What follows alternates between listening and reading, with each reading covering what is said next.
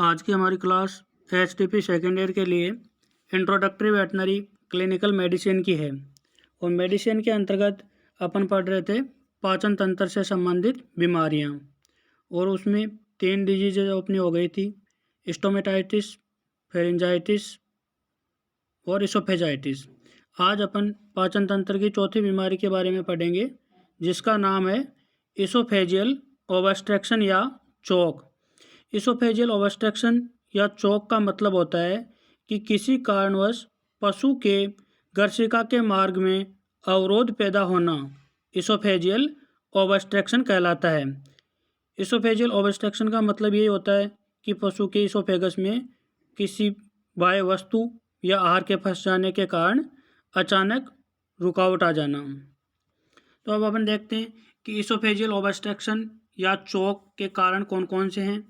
ऐसे कौन कौन से कारक हैं जिनकी वजह से पशु के इसोफेजियल ओब्स्ट्रक्शन या चोक हो सकता है। तो इसोफेजियल ओब्स्ट्रक्शन या चोक के पशुओं में मुख्य रूप से 3 कारण होते हैं। इसमें आपके पहला कारण है गर्शिका में रुकावट के कारण। दूसरा है गर्शिका की भित्ति पर बाहर से कोई दबाव पड़ता है, तो उस दबाव के कारण भी इसोफेजियल ओब्स्ट्रक्शन हो सकता है। तीसरा कारण है आपका कि गर्शिका की भित्ति में कोई परेशानी या दिक्कत होने के कारण भी इसोफेजियल ओब्स्ट्रक्शन हो सकता है। तो सबसे पहले अपन पहला कारण देखते हैं, गर्शिका में रुकावट के कारण। यानी ऐसे कौन कौन से कारक हैं जो गर्शिका के मार्ग को अवरुद्ध कर सकते हैं। जैसे कई बार पशु साबुत आलू, प्याज, मौसमी, सेब, आम, गोभी, शलगम आदि खा लेता है। तो ये जब पशु मुंह से निगल लेता है, तो निगलने के दौरान कई बार ये जो आहार है या खाद्य पदार्थ है वो पशु के इसोफेगस या गर्शिका में फंस जाता है, और फंसने के कारण गर्शिका का मार्ग क्या होता है, अवरुद्ध हो जाता है। अवरुद्ध का मतलब होता है कि पशु जो भी दूसरी चीज़ खाता है वो चीज़ आगे नहीं जा पाती है, गर्शिका से आगे स्टोमक में नहीं पहुंच पाती है। क्यों नहीं पहुंच पाती? क्योंकि वो वस्तु है या आहार है या खाद्य पदार्थ है जो पशु के इसोफेगस में फंस गया है, और इसोफेगस से आगे कोई वस्तु तभी जाएगी जब इसोफेगस का मार्ग खुला होगा या साफ होगा। दूसरा है घोड़ों में जिलेटिन कैप्सूल। कई बार जब घोड़ों को अपन बीमारी के कारण या अन्य किसी कारण से जिलेटिन कैप्सूल देते हैं, तो वो कैप्सूल भी पशु के इसोफेगस में जाकर चिपक जाते हैं, और कैप्सूल चिपकने के कारण इसोफेगस का जो मार्ग है वो अवरुद्ध हो जाता है। नेक्स्ट कारक है स्टोमक ट्यूब का टुकड़ा। जब अपन पशु को मुंह मार्ग से दवाई पिलाते हैं, तो दवाई पिलाते समय इसोफेगस है, उस इसोफेगस में जो आपकी स्टोमक ट्यूब होती है उसका कोई टुकड़ा अगर टूट के रह जाता है, तो उसके कारण भी इसोफेगस का मार्ग अवरुद्ध हो जाता है। नेक्स्ट है रबर की गेंद, लकड़ी का टुकड़ा। ये भी कई बार पशु खा लेता है, या जब बच्चे वगैरह खेलते रहते हैं और गेंद वगैरह उनके पास चल जाता है, ध्यान नहीं देते अपन, तो जब गेंद को पशु खाने की कोशिश करता है तो खा लेता है, तो गेंद भी कई बार पशु के इसोफेगस में जाकर फंस जाती है। नेक्स्ट है गर्शिका की भित्ति पर बाहर से पड़ने वाला दबाव। यानी कि जब पशु के जो साइड में लिम्फ नोड्स पाई जाती है, उन लिम्फ नोड में इन्फ्लामेशन हो गया, तो इन्फ्लामेशन के कारण उनका आकार बढ़ जाता है, और जब इनका आकार बढ़ जाता है लिम्फ नोड्स का, तो गर्शिका का मार्ग क्या हो जाता है, छोटा हो जाता है या सकड़ा हो जाता है, जिसके कारण पशु अन्य आहार या खाद्य पदार्थ को निगल नहीं पाता है। तो इसमें आपका सबसे पहला कारक है मीडियास्टिनल लिम्फ नोड की टीबी या कैंसर। जो आपके पशु के इसोफेगस के साइड में दोनों तरफ लिम्फ नोड पाई जाती है, लिम्फ नोड का मतलब है लसिका ग्रंथियां पाई जाती है, उन लसिका ग्रंथियों में टीबी हो जाती है या कैंसर हो जाता है, तो उसके कारण क्या होता है कि उनकी साइज है वो बढ़ जाती है, और उनकी साइज बढ़ने के कारण इसोफेगस का मार्ग है वो सकरा हो जाता है, तो कोई भी आहार है वो इसोफेगस से आगे नहीं जा पाता है। नेक्स्ट कारक है आपके मीडियास्टिनम या सर्वाइकल फेसिया में गांठ के कारण, वहाँ पे सर्वाइकल फेसिया है, इस भाग में अगर पशु के कोई गांठ या ट्यूमर हो जाती है तो उस गांठ का भी दबाव है जो पशु के इसोफेगस पे पड़ता है और उसके कारण आहार है जो नीचे नहीं जा पाता है। नेक्स्ट कारक आपका इसोफेजियल पैरालाइसिस।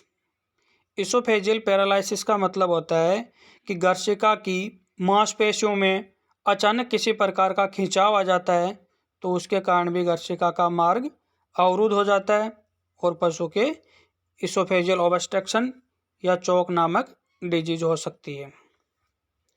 नेक्स्ट है इसोफेजियल हाइटस हर्निया। हर्निया का मतलब होता है कि किसी अंग के अपनी गुहा से निकलकर किसी दूसरी गुहा में प्रवेश करना या किसी अंग का अपनी गुहा से बाहर निकलना ही हर्निया कहलाता है। तो जब इसोफेगस का हर्निया हो जाता है तो उस हर्निया के कारण भी इसोफेगस का मार्ग है जो अवरुद्ध हो जाता है। नेक्स्ट है दूसरा कारक गर्शिका की भित्ति में कोई परेशानी। जब क्या होता है कि स्पाइरोसीरा ल्यूपी नामक परजीवी है, वो परजीवी गर्शिका की भित्ति में बनी गांठ, स्पाइरोसीरा ल्यूपी परजीवी के कारण गर्शिका की भित्ति में गांठ बन जाती है। एक परजीवी या पैरासाइट का नाम आपके स्पाइरोसीरा ल्यूपी। ये परजीवी जब पशु के इसोफेगस में इन्फेक्शन करता है या प्रवेश करता है तो उस दौरान जो इसोफेगस की वाल या भित्ति होती है वहाँ पर एक गांठ बन जाती है और उस गांठ के कारण इसोफेगस का मार्ग है वो अवरुद्ध हो जाता है। तो ये आपके तीनों कारक हो गए। इसके बाद में अपन देखते हैं कि जब पशु के इसोफेगस में इन्फ्लामेशन हो जाता है या उसका मार्ग अवरुद्ध हो जाता है तो उस दौरान पशु में क्या लक्षण दिखाई देते हैं। तो सिम्टम ऑफ इसोफेजियल ऑब्स्ट्रक्शन, सबसे पहला लक्षण यही है कि गाय भैंस में चोक कहाँ होता है। तो गाय भैंस में चोक है जो इसोफेगस के ऊपरी भाग में होता है। ऊपरी भाग का मतलब है सर्वाइकल भाग में होता है। सबसे पहले सर्वाइकल भाग ही आता है इसोफेगस का, जहाँ पे सर्वाइकल वर्टेब्री पाई जाती है। तो गाय भैंस में चोक आपको पूछ ले कि कौन से भाग में होता है तो ऊपरी भाग में होता है, यानी सर्वाइकल भाग में होता है। दूसरा है घोड़ों में चोक इसोफेगस के किसी भी भाग पर हो सकता है, कोई फिक्स नहीं कि पशु के इसोफेगस के सर्वाइकल भाग पे होगा, किसी भी भाग पर हो सकता है। अब बात करते हैं अपन इसके लक्षण या सिम्टम की। रोगी पशु इसोफेगस में रुकावट या अवरोध के कारण खाना पीना बंद कर देता है। जब इसोफेगस का मार्ग ही अवरुद्ध हो गया या मार्ग रुक गया तो खाना पीना अपने आप ही बंद हो जाएगा। और इसोफेगस का मार्ग जब अवरुद्ध हो जाता है और पशु कोई भी आहार खाता है और वो अगर आमाशय में नहीं पहुंच पाता है तो पशु के अत्यधिक मात्रा में लार का सीक्रेशन होता है और पशु बेचैनी महसूस करता है। जब लार का अत्यधिक सीक्रेशन होता है और गर्शिका का मार्ग अवरुद्ध हो जाता है तो पशु के क्या होता है, बहुत ज़्यादा पेन होता है। उसके कारण पशु जीभ बाहर निकाल कर रखता है ताकि उसके जो लार का सीक्रेशन होता है वो बाहर निकलता रहे और पशु को श्वास लेने में भी आसानी हो, इसलिए पशु जीभ को बाहर निकाल कर रखता है।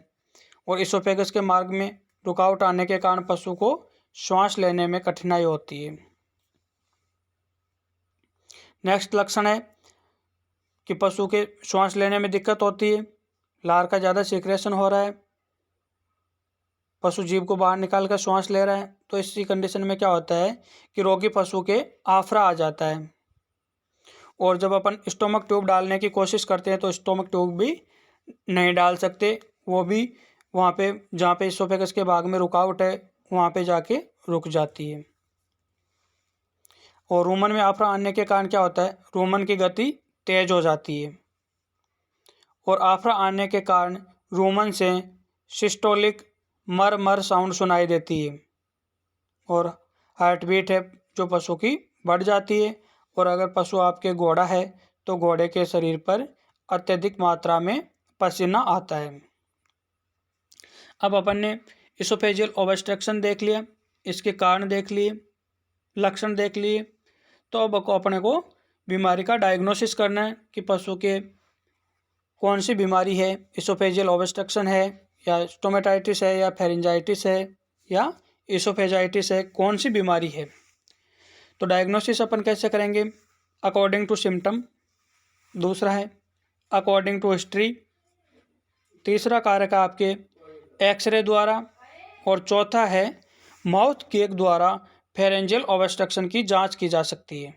जब अपन पशु के माउथ केक लगाकर उसकी मुख गुहा या घर्षणी घर्षिका का ऑब्जर्वेशन करते हैं तो उसके माध्यम से अपने को पता लग जाता है कि पशु के फेरिंग्स में रुकावट है या इसोफेगस पार्ट्स में रुकावट है। लेकिन इसोफेजियल ऑब्स्ट्रक्शन का डायग्नोसिस करते समय इस रोग को निम्न रोगों के साथ विभेदित करना है, यानी इसका डिफरेंशियल डायग्नोसिस करना है। कई बार पूछ लेता है कि इसोफेजियल ऑब्स्ट्रक्शन का डायग्नोसिस करते समय इसे किन किन रोगों से विभेदित किया जा सकता है। तो पहला आपके इसोफेजाइटिस, दूसरा है इसोफेजियल स्टेनोसिस, तीसरा है इसोफेजियल परफोरेशन, चौथा है रूमेनल एटोनी और पांचवा है आपके रूमेनल टिम्पेनी। इन सभी रोगों से इसोफेजियल ऑब्स्ट्रक्शन का डिफरेंशियल डायग्नोसिस करना। उसके बाद में आपकी बात आती है कि अपने को डायग्नोसिस हो गया, लक्षणों का पता है, तो उसके बाद पशु का उपचार या ट्रीटमेंट करना है। तो पशु का उपचार करते समय चाहे कोई सी बीमारी हो, सबसे पहले उस बीमारी के कारक को वहाँ से हटाना है कि जिस कारक की वजह से पशु की बीमारी हुई है उस कारक को हटाना है। कारक को हटाने के बाद में इसोफेजियल ऑब्स्ट्रक्शन का उपचार करते समय आपको क्या सावधानी रखनी है कि रोगी पशु का आहार और पानी है जो कुछ समय के लिए बंद कर देना चाहिए। और अपन ने इस इसोफेजियल ऑब्स्ट्रक्शन के लक्षणों में पढ़ा था कि रोगी पशु के आफरा आ जाता है।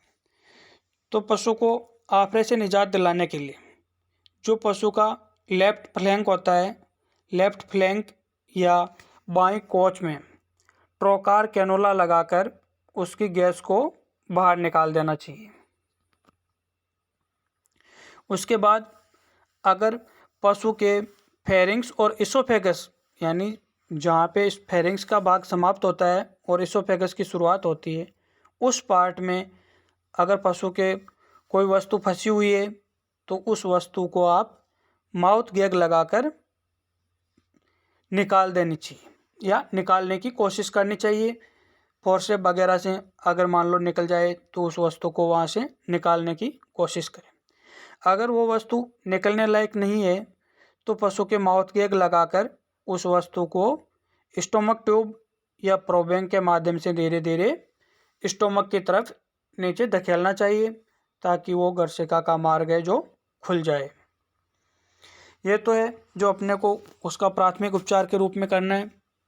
और ये उपचार कर दिया अपन ने, मान लो उसके कोई भी रुकावट थी, उस रुकावट को अपन ने हटा दिया, वहाँ से उस अवरोध को ख़त्म कर दिया, तो उसके बाद में आपको क्या करना है कि पशु का कुछ सपोर्टिव और सिम्टोमेटिक ट्रीटमेंट है वो भी आपको देना है।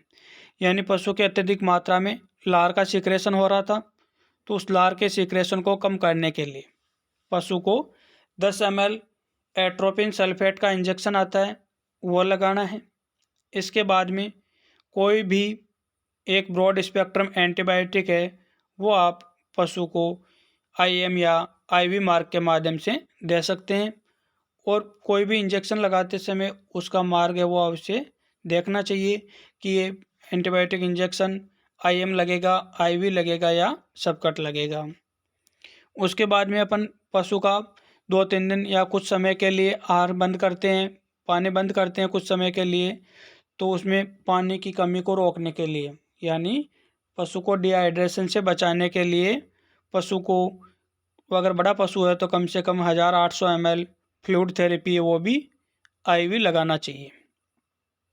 इसके अलावा जहाँ भी इसोफेगस के भाग में रुकावट आई है तो उसमें रुकावट के कारण क्या होता है, वहाँ पे इन्फ्लामेशन या सूजन हो जाती है, तो पशु को नसेड इंजेक्शन दिया जाता है। नसेड का मतलब होता है anti inflammatory drug, non steroid anti inflammatory drugs, जो आपके मार्केट में एनीफ्लेम एनपी के नाम से मिलती है, उसको आप 10 ml IM भी लगा सकते हो। इसमें आप कोई सा भी एंटी इन्फ्लामेटरी इंजेक्शन है जो यूज़ कर सकते हो, कोई ज़रूरी नहीं है कि आप एनीफ्लेम एनपी ही यूज़ करो, लेकिन वो नशेड होना चाहिए। इसके अलावा एलर्जिक रिएक्शन या कोई भी दुष्प्रभाव से रोकने के लिए अपन एंटी हिस्टामिनिक इंजेक्शन है, एविल, CPM, जेट वगैरह इस नाम से आता है, वो भी 10 ml पशु को इंट्रामस्कुलर मार्ग से दिया जा सकता है। इसके अलावा अपन चाहे तो पशु को कॉर्टिकोस्टेरॉइड इंजेक्शन है वो भी लगा सकते हैं। अब मान लो आपने सपोर्टिव ट्रीटमेंट भी कर दिया, सिम्टोमेटिक ट्रीटमेंट भी कर दिया, लेकिन पशु के इसोफेगस में अगर कोई वस्तु फंसी हुई है और वो वस्तु नहीं तो बाहर निकल रही है और नहीं नीचे जाने की स्थिति में है, नीचे भी नहीं जा रही, बाहर भी नहीं निकल रही, तो उस वस्तु को ऑपरेशन या सर्जरी के माध्यम से हटाकर बाहर निकाल देना चाहिए। इसोफेजियल ऑब्स्ट्रक्शन का यही एकमात्र उपचार है। तो ये आपके पाचन तंत्र से संबंधित 4 बीमारी है वो कंप्लीट हो जाती है। धन्यवाद।